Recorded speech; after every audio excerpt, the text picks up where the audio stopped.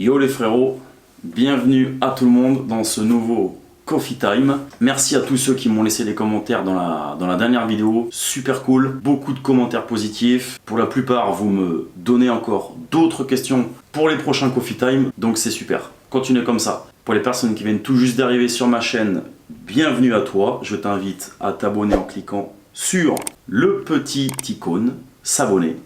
Et comme ça, tu pourras profiter de toutes les prochaines vidéos. Et active la petite cloche aussi, ça t'évitera de louper les vidéos lors de leur sortie.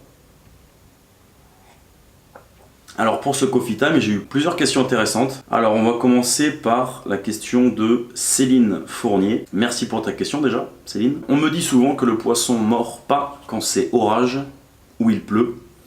Pourtant pendant des orages ou juste après, j'ai toujours fait de beaux fiches de plus de 22 kg.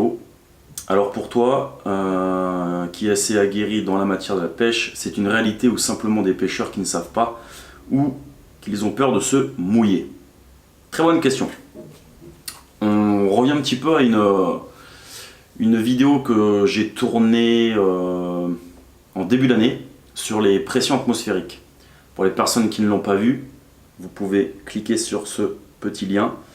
Vidéo super intéressante. Mon avis sur ça, c'est que clairement pour moi, alors je dis pour moi parce que je me fie sur mes propres résultats de pêche sur plusieurs années. Moi j'ai toujours fait des super sessions lorsque le temps tourne à l'orage, lorsque c'est vraiment orageux. Donc c'est-à-dire vraiment on va dire la période précède l'orage, entre 30 et 40 minutes et juste après l'orage. Quand je dis vraiment juste après, c'est dans l'heure qui va suivre l'orage. Souvent là, j'ai fait pétard, mais de ouf. Du sale de ouf. Des fiches de cinglé et surtout du run en veux-tu en voilà quoi. Et que ce soit pour la carpe ou pour le carnassier. J'ai en souvenir une session avec mon pote Bruno. Attention les yeux quoi. On saignait des yeux les frérots. Tellement on a tapé du broc et de la perche en pagaille. Tu jetais un leurre, bam, ça tapait direct. Un truc de fou. Donc pour moi oui, lorsque le temps est orageux, c'est clairement bon. Entre 30 et 40 minutes avant.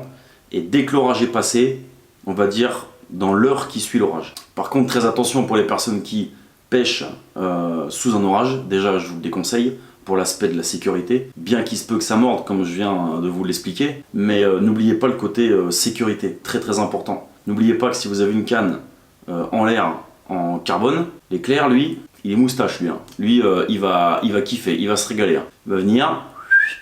Et là, normalement, sans faire de mauvais jeu de mots, vous allez rapidement être mis au courant, je pense. Normalement. Donc si vous n'avez pas envie de rentrer chez vous entre quatre planches, je vous déconseille de pêcher sous un orage. Okay, n'oubliez pas que c'est hyper conducteur les cannes qu'on utilise. Donc j'espère que j'ai répondu à ta question, Céline. Alors, deuxième question qui nous vient de Paul Bellina. Salut Lou, continue tes vidéos, tu gères et on attend avec impatience la marque de vêtements.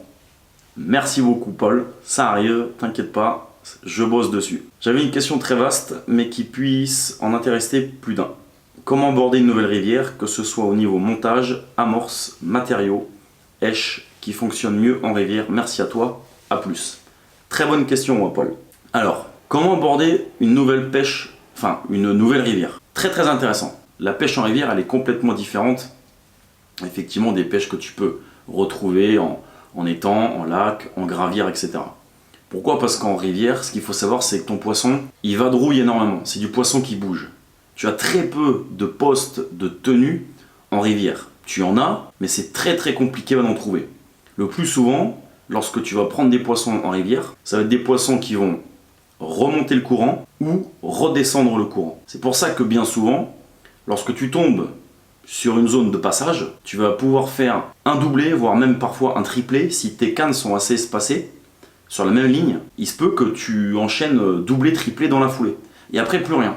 Pourquoi? Parce qu'en fait, tes cannes étaient sur la zone de passage, il y a un banc de poissons qui est passé, ils ont nettoyé ton spot, et puis voilà. C'est tout simplement ça. Donc, comment j'aborde une pêche en rivière? Déjà, moi, je vais me promener sur la rivière. Ça, pour moi, c'est hyper important. Juste de voir la rivière comment elle est, essayer de repérer des zones de remous, des pics de pont, si tu as des écluses, des barrages, des zones où tu sens que c'est déjà profond, moins profond, des zones de sable, si tu vois des zones d'éboulis, si tu vois des zones où le sol devant va descendre de manière très abrupte, ça veut dire que forcément, en dessous, il va y avoir de l'eau. Ou au contraire, si c'est une espèce de petite plage, ça va descendre en pente douce, etc. Ça déjà, c'est très très important. Et ça, tu n'as pas besoin de matériel, tu peux simplement y aller, ça te prend quelques heures. Comme ça va déjà te donner un premier aperçu. Et surtout, tu vas un petit peu prendre contact avec la rivière.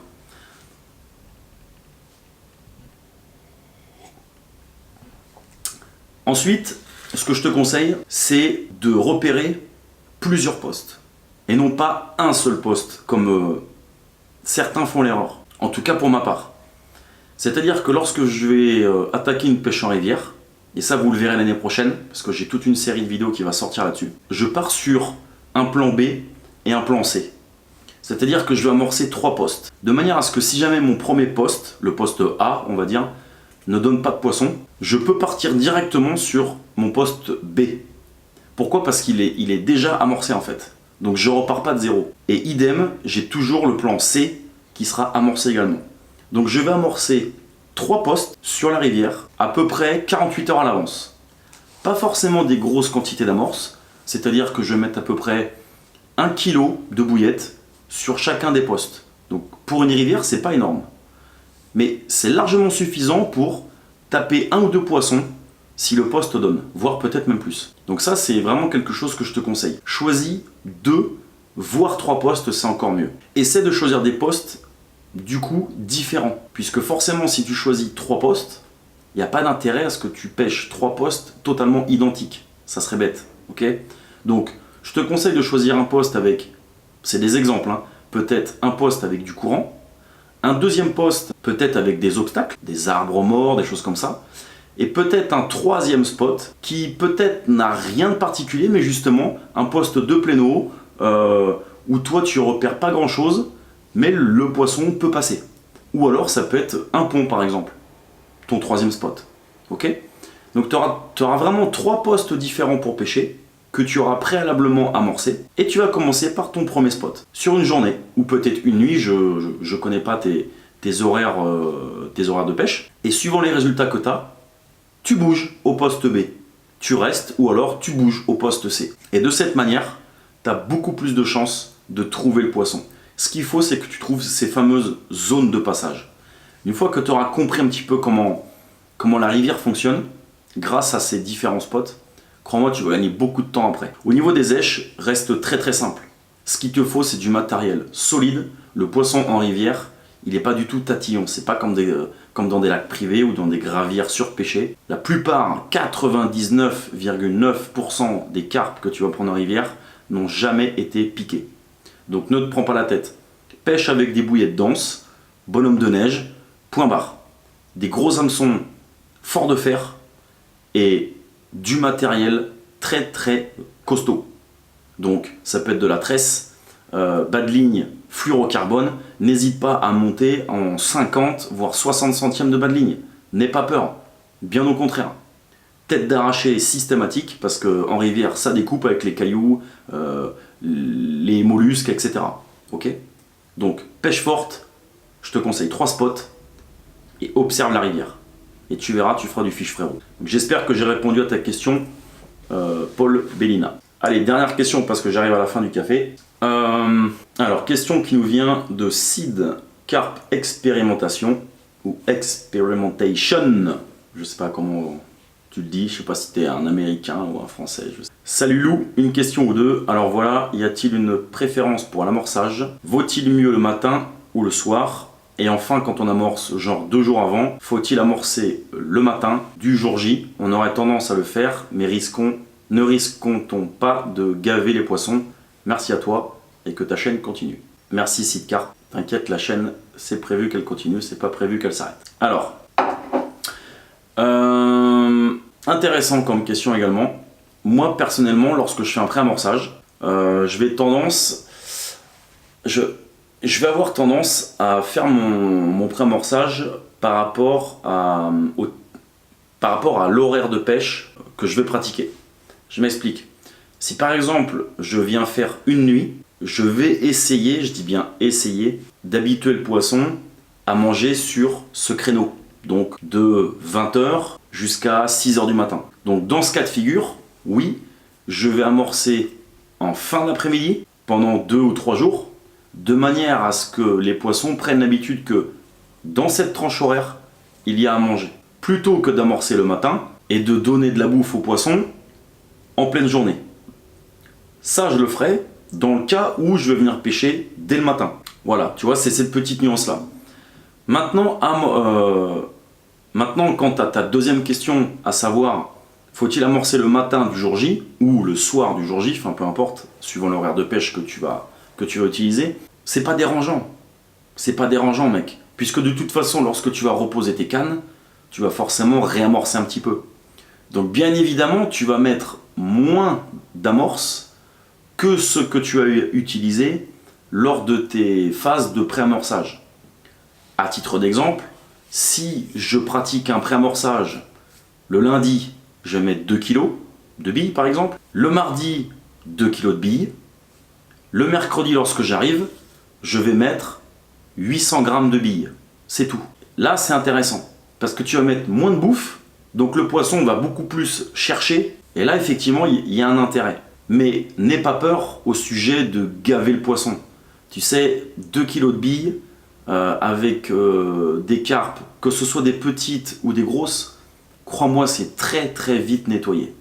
Donc n'aie pas peur, tu ne gaveras pas le poisson, à moins que tu sois le genre de personne à mettre 10 kg de graines, 10 kg de billes, ok.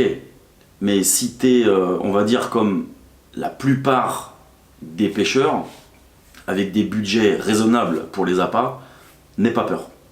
Réduis juste un petit peu tes quantités d'amorce lorsque tu arrives pour le jour J de ta pêche, et il n'y aura pas de souci, frérot, normalement, tu vas entendre le son magique. Ça va dérouler. Voilà les frérots, on est à 3 commentaires. J'espère que c'est pas trop long. Normalement, je suis dans les temps. Donc, merci encore à vous tous pour m'avoir laissé les commentaires sous la dernière vidéo. Je vous invite à me laisser d'autres commentaires sous cette vidéo dans la rubrique commentaires. Comme ça, je pourrai les traiter lors de la prochaine vidéo Coffee Time. Merci pour tous vos commentaires. Merci pour tout votre soutien. La marque de vêtements, je sais, vous l'attendez. Ça arrive, je bosse dessus. Je termine les 2-3 petits designs pour savoir exactement ce que je veux. D'ici là, je vous souhaite une bonne soirée. Moi, j'ai la beubare. Je vais devoir aller me raser parce que c'est la fin des vacances. Je rattaque le boulot demain matin. Donc là, il va y avoir moins de pêche. Mais c'est comme ça, c'est la vie. Il faut bosser pour pouvoir profiter derrière, pouvoir voyager. C'est comme ça que ça se passe. On n'a rien sans rien. Rien n'est servi sur un plateau. Donc gardez la pêche. Donnez-vous à fond dans la vie comme dans la pêche. Faites face aux problèmes, on lève la tête et je vous dis à très bientôt. Je me casse et je vous dis à la prochaine. Let's go!